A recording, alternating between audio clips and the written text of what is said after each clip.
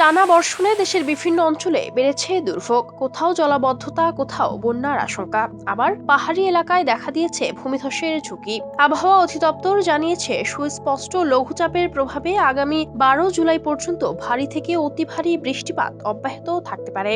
একই সঙ্গে দেশের অন্তত 15 জেলায় স্বল্পমেয়াদী বন্যার সতর্কতাও দিয়েছে বন্যা পূর্বাভাস ও সতর্কীকরণ কেন্দ্র। এদিকে টানা বৃষ্টির কারণে দেশের বিভিন্ন নদ নদীর পানিও দ্রুত বাড়ছে।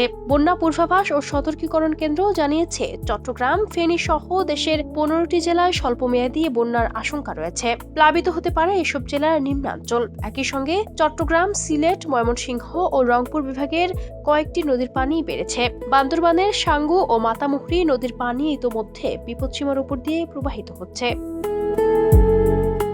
বন্যা পূর্বাভাস ও সতর্কীকরণ কেন্দ্রের নির্বাহী প্রকৌশলী সর্দার উদয় রায়হান বলেন, ভারতের মেঘালয়ের চেরাপুঞ্জিতে অতি ভারী বৃষ্টির প্রভাবে সিলেট, সুনামগঞ্জ, মৌলভীবাজার ও হবিগঞ্জ জেলায় স্বল্পমেয়াদী বন্যার ঝুঁকি তৈরি হয়েছে। তবে আগামী শনিবার থেকে বন্যা পরিস্থিতির ধীরে ধীরে উন্নতি হতে পারে বলে আশঙ্কা করা হচ্ছে।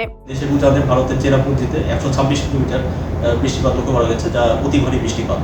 এবং আবহাওয়ার সাম্প্রতিক পূর্বাভাস ইঙ্গিত দিচ্ছে যে দেশের দক্ষিণ পূর্বাঞ্চলীয় পার্বত্য অববাহিকা, দেশের উত্তর পূর্বাঞ্চলীয় হাওড়া অববাহিকা এবং উত্তরাঞ্চলীয় কিছু জায়গা এবং সংশ্লিষ্ট ভারতের উজানে আগামী অন্তত 3 দিন ভারী থেকে অতি ভারী বর্ষণের প্রবণতা অব্যাহত থাকতে পারে।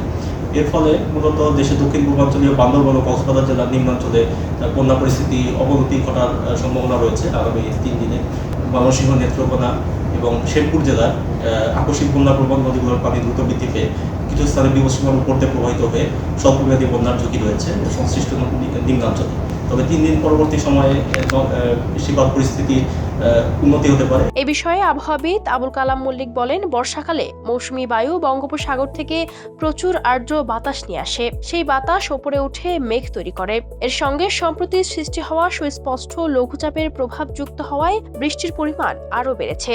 লঘুচাপ থাকে এবং বঙ্গোপসাগরের যদি বায়ুচাপের পার্থক্য বেশি থাকে, তখন জলীয় বাষ্প সমৃদ্ধ বাতাস ক্রমাগতভাবে বাংলাদেশে প্রবেশ করে এবং সারি সারি মেঘমালা তৈরি হয় এবং থেমে থেমে বৃষ্টি অব্যাহত থাকে।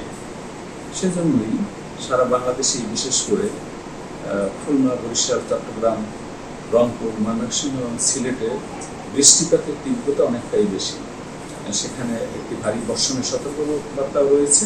11 তারিখ থেকে আবার ঢাকায় সহ সারা বাংলাদেশে বৃষ্টিপাতের তীব্রতা বাড়বে, অর্থাৎ ভারী থেকে অতি ভারী বৃষ্টিপাতের সম্ভাবনা রয়েছে। আবহাওয়া পরিস্থিতি স্বাভাবিক না হওয়া পর্যন্ত ভারী বৃষ্টির কারণে দুর্ভোগ আরও বাড়তে পারে বলে সতর্ক করেছে সংশ্লিষ্ট কর্তৃপক্ষ।